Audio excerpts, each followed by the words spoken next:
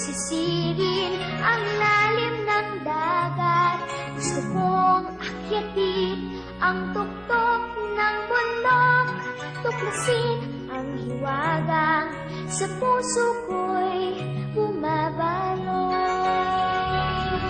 Hiraya nga lawari, hiraya nga lawari, mga pangarap natin ating abutin.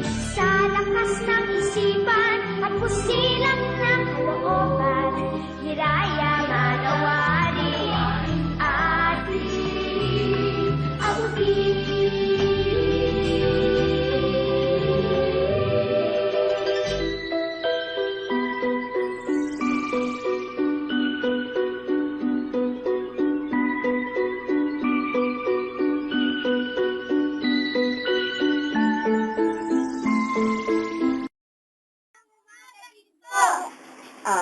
Ngayong umaga, sisimulan muna natin ang ating klase sa pangunguna ng pagkanta ng ating lupang hinirang.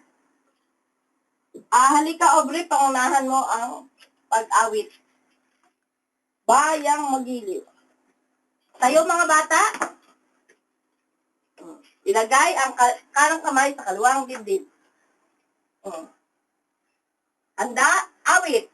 Bayang Magiliw, pinagsilanganan, alam ng puso, kahit buhay, lupang hirap, tulad ka ng magiting, tamang lupig, ikasisil, kadagat at bundok, sa timul at sa langit may tuga, may dalagang tula, awit sa paglayang minamahal, ang tutok ng matawat may tagumpay na naghihiling, ang bitin na tao niya kailang kamay nalilim, lupa ng araw ng buwan, halos nagsinta, buhay ang langit sa piling mo.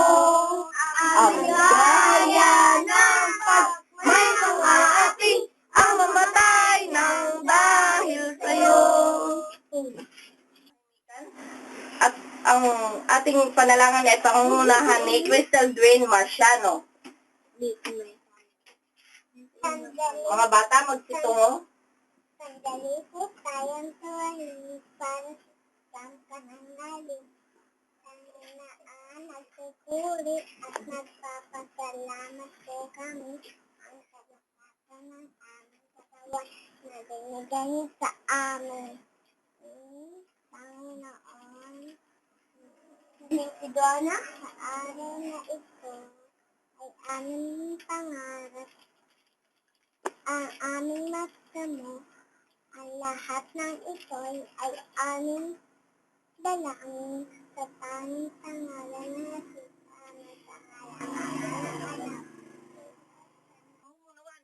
Jenny De Ramos. Kami lang ganyan, aming maganda.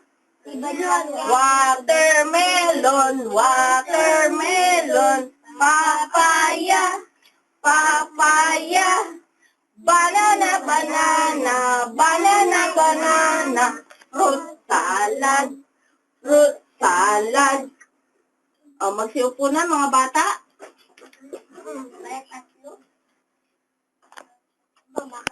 Ngayong umaga, mag-aaral naman tayo magbasa. Simulan natin.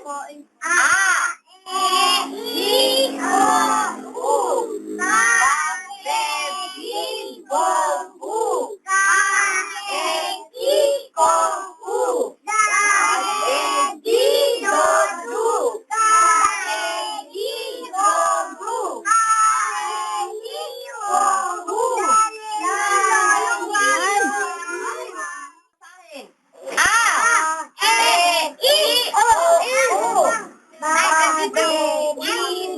U. O,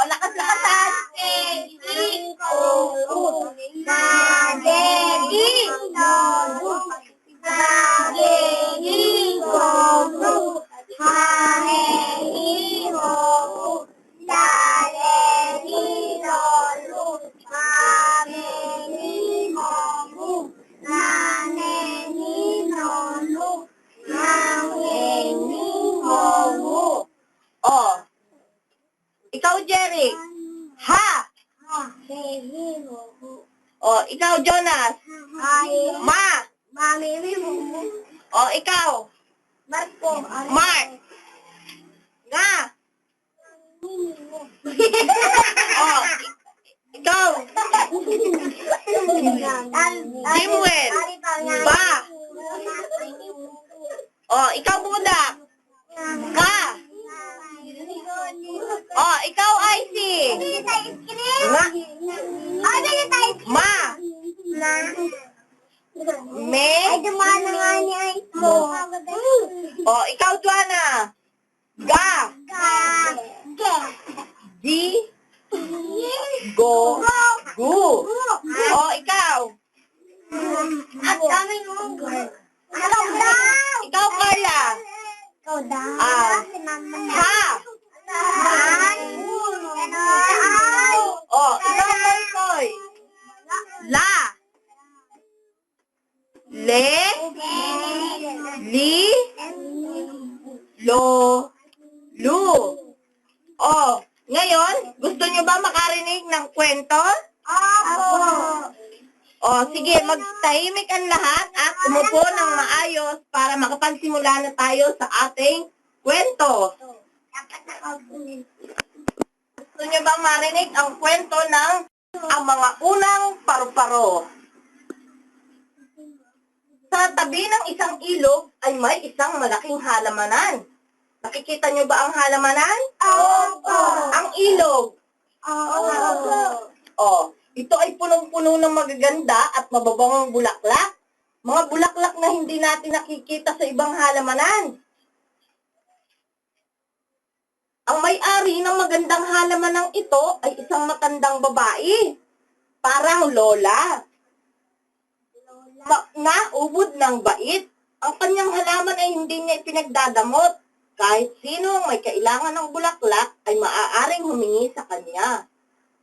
Ngunit, hindi pwedeng pumitas. Kahit sino ay hindi pwedeng pumitas. Siya lamang ang nakapipitas nito. At ang napipitas niya ay binibigyan naman ng kapalit ng kanyang mga kanayon katulad ng isda, gulay, at mga prutas.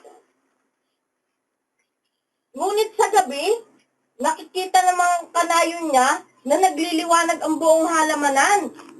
May maraming mga duwende na nagsasaya na hindi naman nila nakikita. Ngunit ang nakikita nila ay may isang magandang babae sa gitna ng mga duwende. Hindi nabibilang ang mga duwende. Maraming marami. Isang araw, may dumating na mag-asawa. Pareho silang may magagandang kasuotan. Mahilig sa makulay na bagay.